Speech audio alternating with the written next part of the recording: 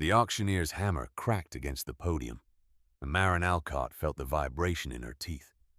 3 shillings and sixpence, every coin she had left in the world, sat in a leather purse against her hip, and the purse was warm from pressing against her body all morning, and the warmth was a lie because those coins were supposed to buy her another week of rent on the room above the chandler's shop where she taught piano to merchants' daughters who did not want to learn.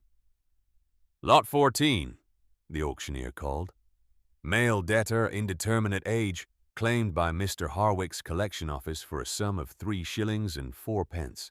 Sound of body, suitable for labor contract." They brought him out in chains. The man was tall, with dark hair that fell past his jaw, and clothing that had been fine once, a wool coat now torn at the shoulder seam, trousers muddied to the knee. His wrists were shackled in front of him, the iron links clanking as the handler pushed him forward onto the low wooden platform. He did not stumble. That was the first thing Marin noticed. The push should have made him stumble, but his feet found the boards as though he had chosen to step there. His skin was pale, too pale for a man who had supposedly been held in a debtor's holding cell for a week. When he lifted his head, his eyes moved across the crowd with a patience that did not belong in this place. They were gray, those eyes, and deep, and when they passed over Marin, something in his gaze slowed. She looked away. She pressed her fingers against her skirt, finding the invisible keys of a keyboard that wasn't there. C, E, G, a chord to steady herself, the way she always did when the world pressed too hard. "Don't," said the woman beside her. Marin's Aunt Philippa, not truly her aunt, but her mother's closest friend, and the only person who had not abandoned Marin after the scandal that took her family's house, their standing and everything but Marin's ability to play, gripped her elbow with a hand that smelled of lavender soap and disapproval. "I know that look," Philippa said. "You're counting his ribs and calculating his meals. Don't. You cannot afford another mouth. You cannot afford your own mouth, if we're being precise. I wasn't. You were. You had that same expression when you gave your supper to the Coleman's wife last Tuesday. Compassion is a luxury, Marin, and you are currently insolvent." Marin looked at the chained man again. The handler was listing his physical attributes for the buyers. Strong arms, full set of teeth, no visible disease. The man stood through this inventory the way a cathedral stands through a tour guide's lecture. Present, ancient, indifferent. But his hands, she noticed, were not the hands of a laborer. The fingers were long and uncalloused, and they rested against the chains with a curious stillness, as if the iron were merely resting on his skin rather than holding him. His chest did not rise. She watched for 3 heartbeats of her own, counting the way she counted rests in a musical score. His chest did not move. She said nothing about it. 3 shillings and 4 pence to clear the debt and take the labor contract, the auctioneer said. "Who will pay?" No one moved. The debtor's market on Cripplegate was not a place of charity.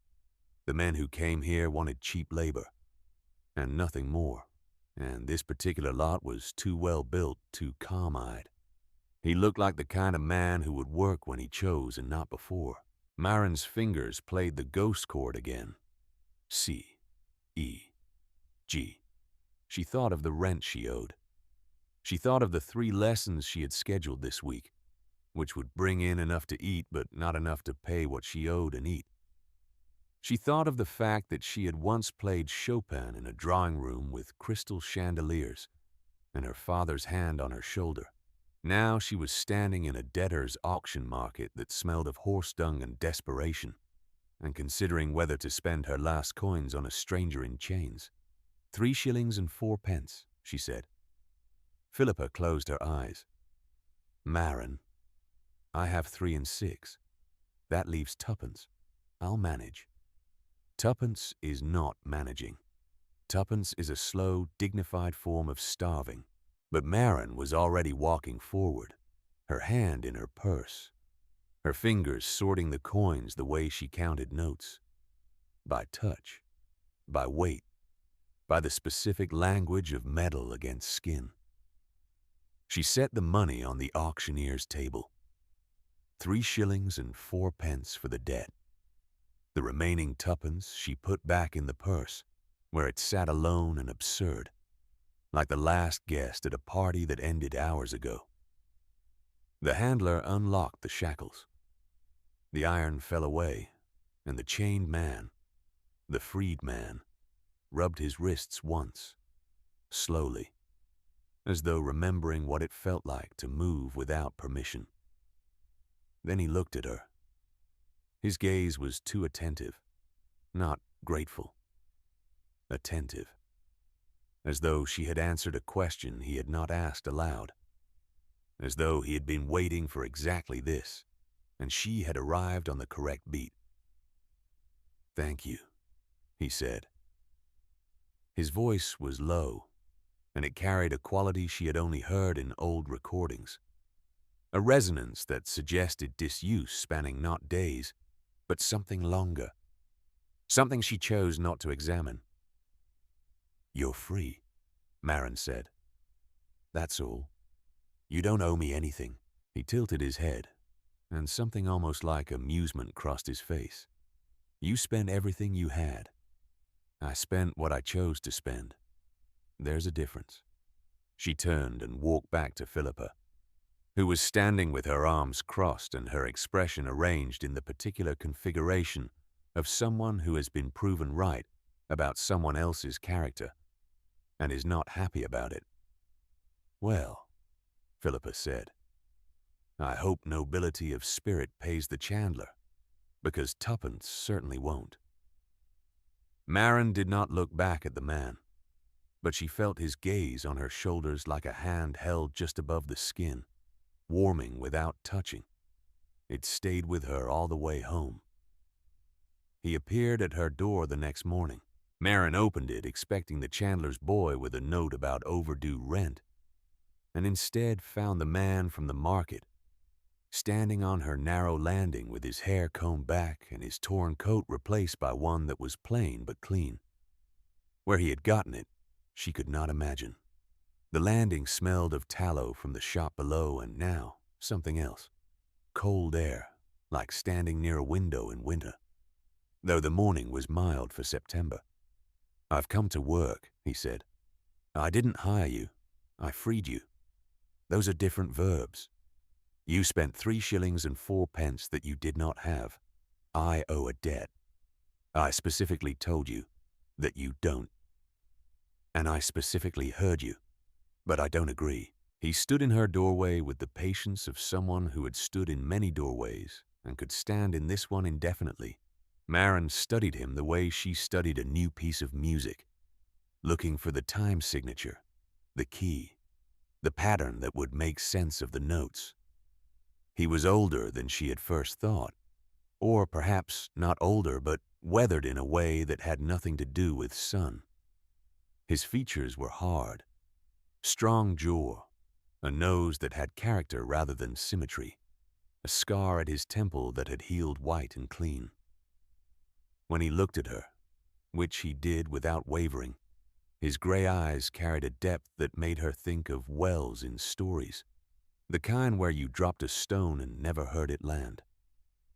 "What's your name?" she asked. "Emmerich." "Emmerich what?" A pause. "Just Emmerich, for now." She tapped a rhythm on the doorframe. D, F sharp, A. A minor chord this time, because the situation called for it. "I teach piano lessons, Mr. Just Emmerich. I don't need a laborer. I need students who pay on time, which is a problem no amount of manual work can solve. I can carry things, repair things. I noticed your stairs are uneven. Your window frame is warped, and the hinge on this door is 3 weeks from failure. You noticed all that walking up one flight of stairs. I notice things." He said it simply, without boasting. Marin thought of his chest not rising at the auction, of his stillness under chains, of the way he had not stumbled when pushed. "I can't pay you," she said. "I'm not asking to be paid. I'm asking to be useful until the debt is settled." "There is no debt. There is always a debt. You simply don't believe anyone would bother repaying one to you." That landed. It landed the way a precisely aimed note lands in a quiet room, not loudly but completely. She felt her throat tighten and countered it by straightening her posture, smoothing the front of her dress. A gesture of composure she had inherited from her mother, along with a talent for Schubert and a talent for choosing the worst possible moment to be generous. "Fine," she said. "1 week. Fix the stairs. Fix the door. Then we're even and you go." Emmerich inclined his head. When he stepped inside, the room's single candle, which had been guttering in the draft, steadied and burned tall and clean. She noticed. She filed it away with the other things. He was, as it turned out, extraordinarily useful. Within 2 days he had repaired the staircase, rehung the door, sealed the window frame, and mended a crack in the wall that had been letting in damp since March. He worked without complaint and without rest.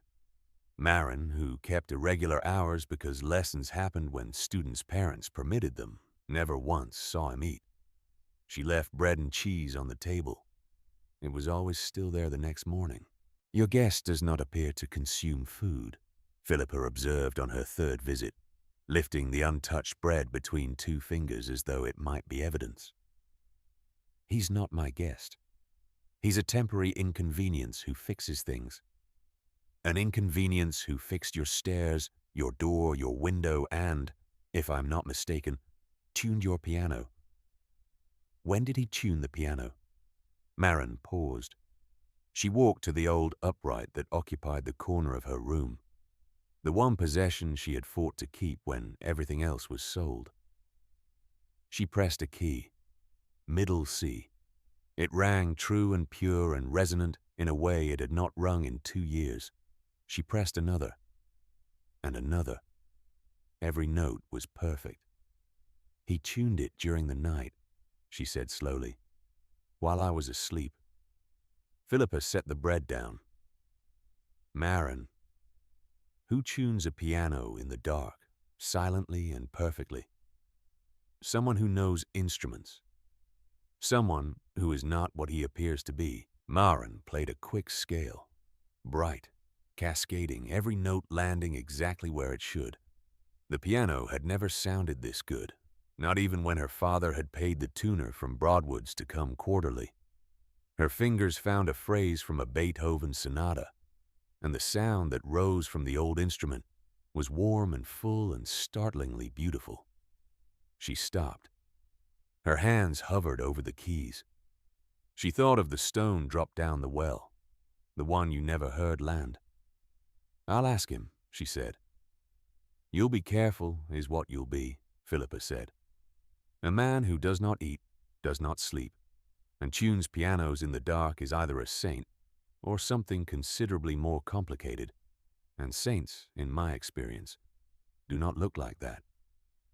But Marin did not get the chance to ask, because the next morning Emmerich was standing in her teaching room when a man she knew very well walked in without knocking.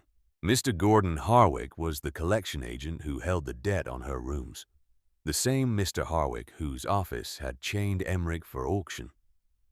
He was a compact man with sharp features and sharper collars, and he entered every room as though he had already calculated its liquidation value.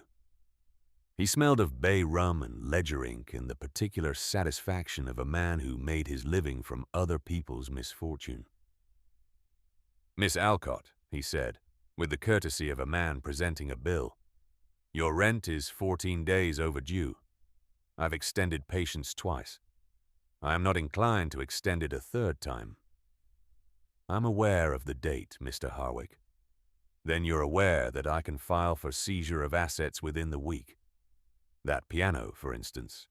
It would fetch a fair price." Marin's fingers found her skirt and pressed invisible keys. E flat, G, B flat, a major chord. Steady.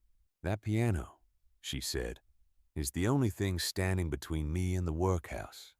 And you know it. Without it, I can't teach. Without teaching, I can't pay. Seizing it solves your problem for 1 month and creates mine forever. That's not business, Mr. Harwick. That's spite. Harwick's smile did not change. Spite is merely business that has lost its patience. You have 7 days. He turned to leave and noticed Emmerich for the first time. Something shifted in Harwick's face. Not recognition exactly, but a flicker of unease, the way a dog registers a change in the air before a storm. Emmerich stood by the window with his arms at his sides, perfectly still, and the light from the glass did not quite reach him the way it should have. The shadows around his feet were too long for the time of day. "That's the debtor from Lot 14, Harwick said. "The one you bought." "The one I freed," Marin corrected. "Same transaction, different sentiment." Harwick looked at Emmerich the way a man looks at furniture he once owned. "I wonder, Miss Alcott, how a woman who can't afford rent can afford to purchase debtors at market."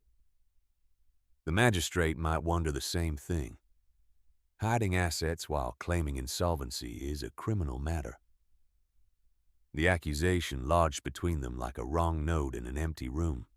Marin felt the blood drain from her face, not from fear, but from the precise, cold anger of being accused of dishonesty by a man who made his fortune from chains. "I spent every penny I had," she said. "Every one. If you'd like to search my purse, you'll find tuppence and a button. The magistrate is welcome to examine my wealth at his leisure." Harwick left. The door closed behind him, with the careful click of a man who knows he will be back. In the silence that followed, Emmerich spoke. "He'll do it. The seizure. He wants the piano, but more than that, he wants the room. This street is being bought up for development. Your lease is in his way." Marin stared at him. "How do you know that?" "I listen." "To what?" "The walls." "To everything." He paused. Your heartbeat accelerated when he mentioned the magistrate, but not when he mentioned the piano. You're not afraid of losing the instrument. You're afraid of being called a liar. The precision of the observation was unsettling. Marin crossed her arms. "Who are you, Emmerich? And I don't mean your surname, though I'd like that too. I mean, what are you? You don't eat. You don't sleep. You tuned a piano in complete darkness without making a sound, and you just told me you can hear my heartbeat. Normal men cannot hear heartbeats." He was quiet for a long moment. The candle on the shelf burned without flickering. "I will tell you," he said, "but not today. Today, we deal with Harwick." "We?" "You freed me. I fixed things. This is a thing that needs fixing." She wanted to argue. She also wanted to keep her piano and her room and the last tattered edges of the life she was rebuilding from the wreckage of the one she had lost. So she tapped a rhythm on her own wrist, A, C sharp, E, and said, "Fine. What's your plan?" "Your plan," he corrected. "I'll provide information. You'll provide the strategy. You're better at this than you think." 4 days passed. Emmerich brought her facts the way other men brought flowers, consistently, precisely, and with an attention to detail that bordered on supernatural, because she was increasingly certain it was. Harwick had been buying up leases on the street through intermediaries. He was overextending. 3 of his debtor contracts had irregularities that would not survive scrutiny. And the auction where Marin had purchased Emmerich's freedom, Harwick had no proper license to sell labor contracts in that district. He had been operating under an expired permit. Where did you find all this? Marin asked, spreading the documents across her table on the fourth evening. Records offices, taverns where his clerks drink, the desk in his own office. You broke into his office? I walked in. The door was locked, but locks are suggestions. She stared at him. Then she laughed unexpectedly, the way people laugh when they have forgotten they are allowed to. Locks are suggestions. That's what you're going with. Something happened to his face when she laughed. It softened. The hard lines around his eyes eased. For a moment he looked not ancient and unknowable, but simply like a man who had not heard laughter directed toward him, rather than at him in a very long time. Marin, he said, and then stopped. And then, you should play something. You haven't played all day, and you're wound tighter than the high strings. She sat at the piano. She played Schubert, the impromptu in G-flat, because it was the piece her father had loved, and because Schubert understood that beauty and sadness were not opposites, but neighbors sharing a wall. The sound filled the small room, and the candles, 3 of them now, because Emmerich had brought candles from somewhere, burned steady and golden, and the September dark pressed against the windows like a listener leaning close. When she finished, the room held its breath. Then Emmerich said very quietly, "In all the years I have lived, and there have been a great many of them, I have never heard anyone play like that. The phrasing, 'In all the years I have lived.'" Marin turned on the bench. "How many years, Emmerich?" He met her eyes. "More than you would believe." "Try me." Before he could answer, the door he had repaired with the hinge he had fixed, burst open. Not from a kick, but from a key. Harwick's key. Harwick's master key. Because he was the landlord and he owned the lock. Harwick was not alone. He had brought 2 men from the magistrate's office and a woman Marin recognized. Celia Thornberry, a music teacher from the next district who had been losing students to Marin for months. Celia was wearing a new dress and an expression of calculated sympathy that fooled no one who had ever met her. "Miss Alcott," Harwick said, "I've filed for immediate asset seizure. These gentlemen are here to catalog your possessions, and Miss Thornberry has kindly provided testimony that you have been representing yourself as a credentialed instructor from the Royal Academy, which, as the Academy has confirmed, you are not." "Because I never claimed to be," Marin said, rising from the bench. Her voice was steady. Her fingers, hidden in the folds of her skirt, played a phantom chord.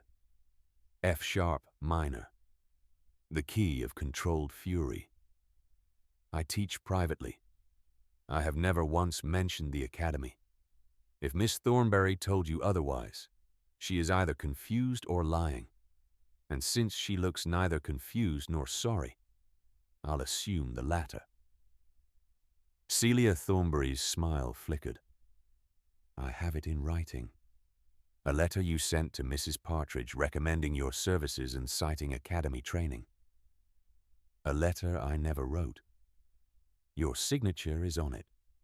Marin felt the floor tilt beneath her, not physically, but in the way a piece of music tilts when a wrong note enters. Suddenly the key is wrong. The harmony is wrong. Everything that was stable is not. Someone had forged her signature. Someone who knew her handwriting well enough to replicate it. She looked at Celia and understood. Celia had been in her teaching room 3 months ago, borrowing sheet music. She had seen Marin's lesson notes, her correspondence, her hand. The forgery would have been simple for someone who had studied it. Emmerich moved. He did not move the way people move. One moment he was by the window. The next he was between Marin and Harwick. And the transition contained no steps, no crossing of distance. just presence rearranging itself. The candles on the shelf did not gutter. They flared, burning blue at the tips for one heartbeat before returning to gold. The temperature in the room dropped, not by a degree, by 10 degrees.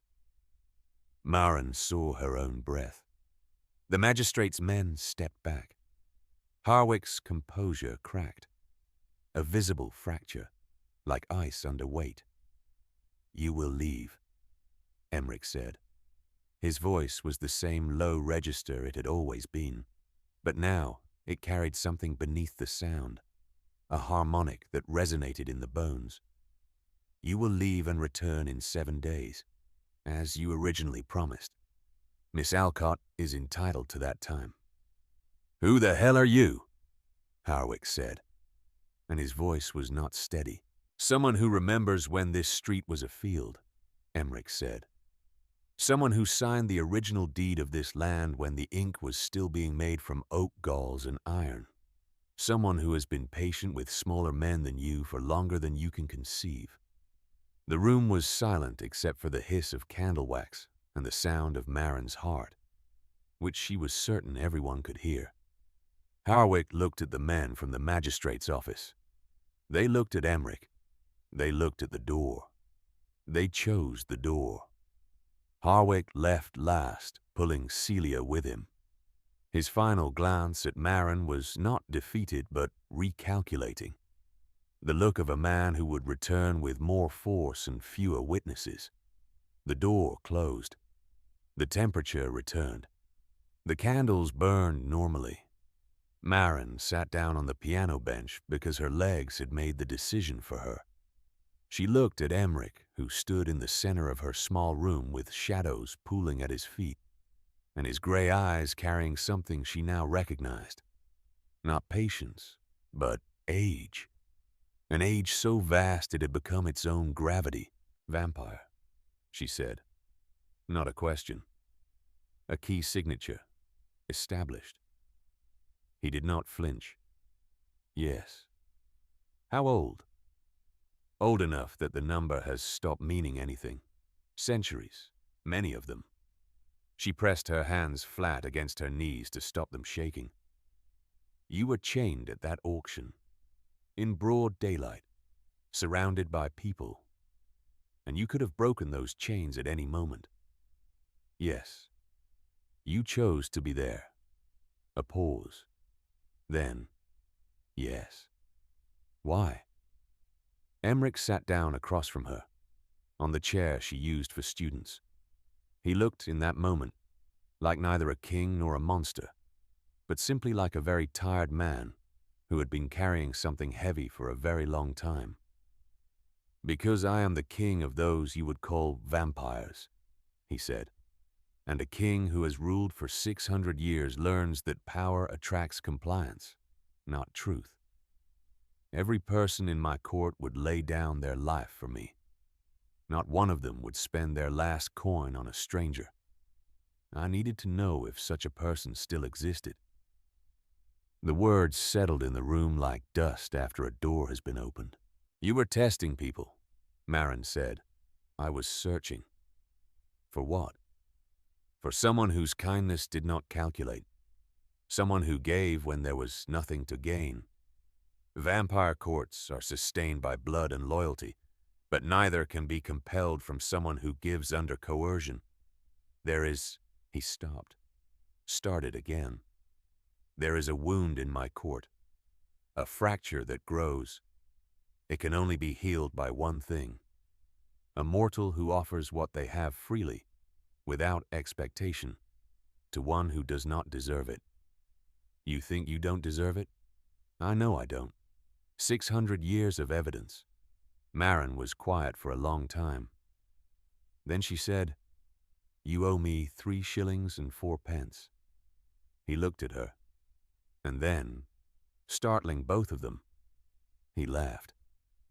It was a rusted sound, unpracticed, like a piano that had not been played in decades being asked for a chord. But it was real. "I will pay it back with interest," he said. "Good. The interest rate is an explanation of why you can hear my heartbeat and how you plan to help me keep my piano without doing that terrifying thing with the candles again. The candles were involuntary. Even worse, involuntary terrifying candles. He was still almost smiling when he said, "Harwick will return, and he will bring more than magistrates' clerks. He's connected to people I recognize, people who supply my court with information, who trade in debts and contracts. His ambition is larger than your street, but your street is where he starts." "Then we stop him here," Marin said, "on my street. With my evidence and your information, and the fact that his auction license was expired when he sold you, means my purchase was technically void, which means his entire claim on this district's labor contracts is built on an illegal foundation." Emmerich regarded her with an expression she had not seen before. Not amusement, not patience, but something warmer. Respect. "You are," he said, "considerably more dangerous than you appear. I was a gentleman's daughter before I was a piano teacher. I know how contracts work. I know how leases work. And I know that the auction hall where you were chained has a board of governors who meet on the first Wednesday of every month, which is tomorrow." Philippa arrived within the hour, summoned by a note Marin sent with the chandler's boy. She took in the situation, the documents on the table, Emmerich standing by the window, the cold candle wax on the shelf, and said, "I assume the man who does not eat has turned out to be something extraordinary. I further assume you have a plan and need me to be unpleasant to someone. Tell me who." "The Board of Governors at the Cripplegate Auction Hall," Marin said. "And Celia Thornbury, if she appears." Celia Thornbury couldn't forge a smile convincingly, let alone a signature. "I'll bring my reading glasses and my patience. The latter will be in limited supply." The next morning, Marin walked into the auction hall, the same hall where she had spent her last coins, where the auctioneer's hammer had cracked against the podium, where she had seen a man in chains and chosen to empty her purse. The Board of Governors sat at a long table. Harwick was there, his posture proprietary. Celia Thornbury was there, clutching a letter that Marin knew she had written herself. And the crowd included merchants, creditors, and a handful of debtor contract holders who had bought their lots from Harwick's office. Marin carried no documents. She carried something better. "Mr. Harwick has filed for seizure of my assets on the basis of unpaid rent," she said, standing before the board with her hands folded, and her voice the clear carrying instrument of a woman who had been trained to fill a concert hall. "He has also, through Miss Thornbury, accused me of fraudulently claiming credentials from the Royal Academy of Music. I am here to address both." "The evidence is clear," Harwick said.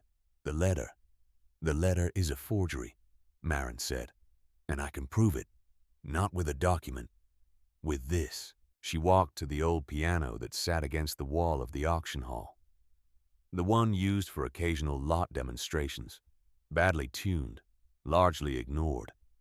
She sat down. She played. She played the piece that Celia Thornbury had claimed to have composed, the piece that Celia had submitted to the Merchants' Musical Society last month under her own name, the piece that had won her a commendation and 3 new students who had previously been Marin's. Marin played it from memory because she had written it. Every note, every phrase, every dynamic marking lived in her fingers the way language lives in the throat. Then she stopped, and she played it again. But this time she played the variations, the drafts, the earlier versions that existed only in her hand and in her memory. She played the piece as it had been when it was a sketch, then as it was when the bridge section changed, and then as it became the final version. She played the history of its creation, and no one who had merely copied a finished score could have done what she was doing. The room was silent. Miss Thornberry, Marin said, not turning from the keys. Would you like to play the third variation? The one I crossed out in August. You won't find it in any written score, because I never wrote it down. But if you truly compose this piece, you'll know it by heart. Celia Thornberry did not move. Her face had gone the color of old paper. Furthermore, Marin said, standing now and facing the board, Mr. Harwick's labor auction on the 14th of September was conducted under an expired district permit. Every contract sold that day, including the one I purchased, is legally void, which means the fees he collected belong to the buyers, and the authority he claims over debtor lots in this district does not exist. She produced one thing, not a document, but a small printed notice from the district registrar's office, the kind posted on public boards and ignored by everyone. The permit expiration date was circled in pencil. Emmerich had found it. Marin had verified it. Harwick stood. This is precisely the kind of irregularity, said Philippa from the back of the room, her voice cutting through the murmur like a bell through fog, that the Lord Chancellor's office investigates when it is brought to their attention. I posted a letter this morning. I do hope your other records are in better order than your permit, Mr. Harwick. The board deliberated for 11 minutes. Harwick's seizure order was voided. His auction contracts were suspended pending review. Celia Thornberry left the hall without speaking to anyone, and the commendation she had received was referred for investigation. Marin walked out into the September sunlight with Philippa on one side and Emmerich, who had stood at the back of the hall, visible but silent, his presence a weight that the board had felt without understanding, on the other. Well, Philippa said, adjusting her gloves, that was the most satisfying Wednesday I've had in 30 years. I may take up legal intimidation as a hobby. She looked at Emmerich. You, whatever you are, and I have theories I shall keep to myself. You are welcome at my table for supper.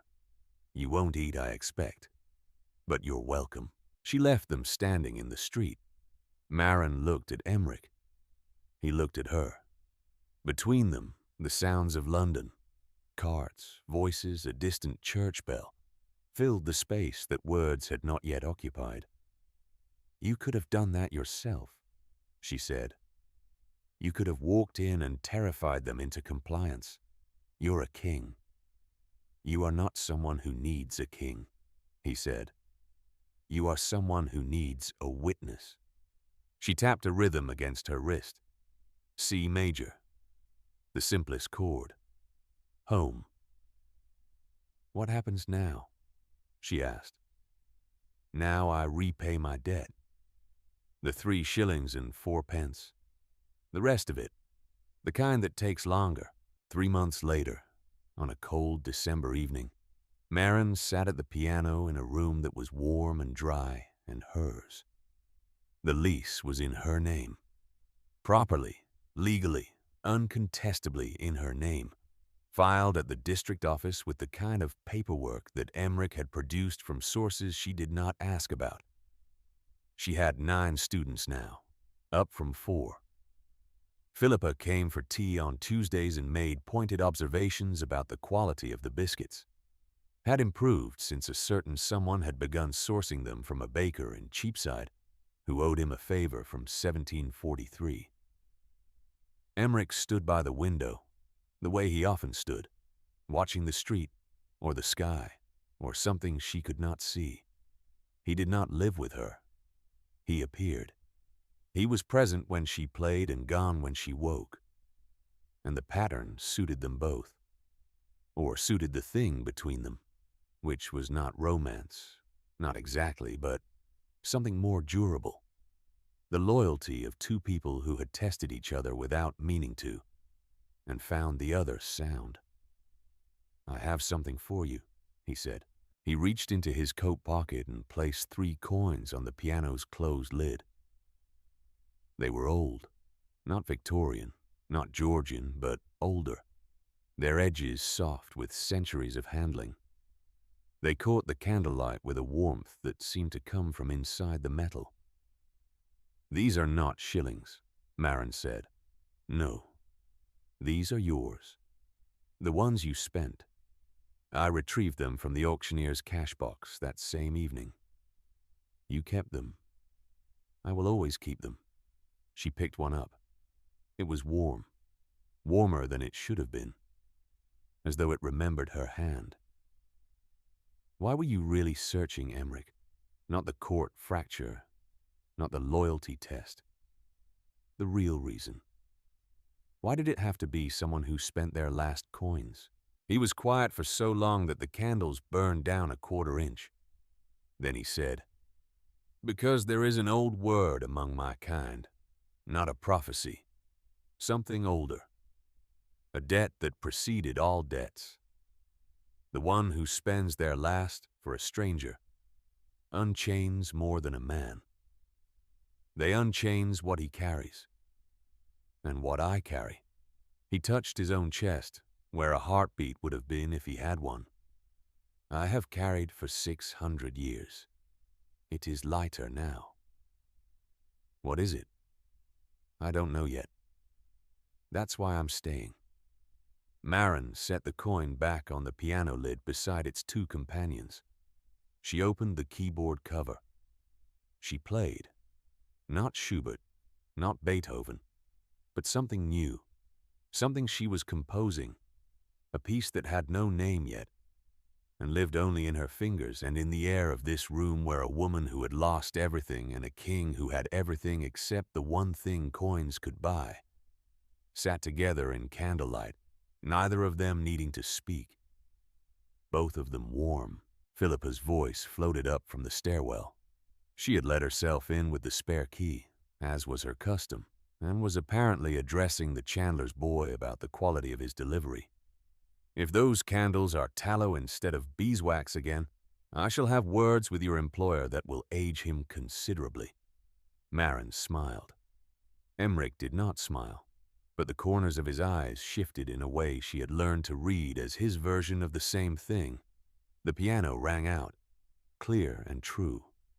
The three ancient coins on its lid vibrated gently with the low notes, humming along, as though they too remembered what it meant to be spent on something worth more than their weight.